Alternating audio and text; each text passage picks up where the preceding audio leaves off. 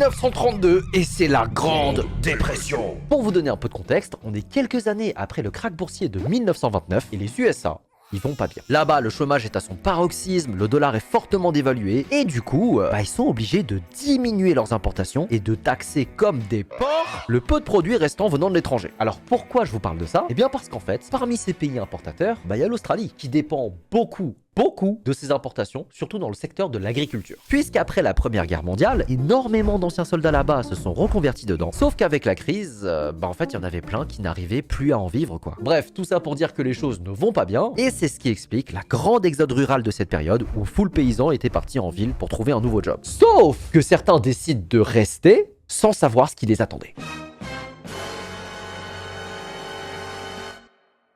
Ça, les gars, c'est un émeu. C'est un oiseau sous stéroïdes qui ressemble à une autruche, qui mesure 1,90 m pour 60 kg et qui peut courir à une vitesse de 60 km/h. Et retenez ça, parce que c'est très important pour la suite. Généralement, ils vivent dans cette zone-là de l'Australie et se dirigent vers la côte une fois la saison des amours terminée. Sauf que... problème. En 1932, le pays connaît un épisode de sécheresse exceptionnel et la nourriture se fait très rare. Du coup, nos oiseaux, qu'est-ce qu'ils font? Eh ben, ils décident d'aller se servir chez les pauvres paysans australiens. Et là, attention, je vous parle pas de quelques troupeaux, mais de 20 000 émeus.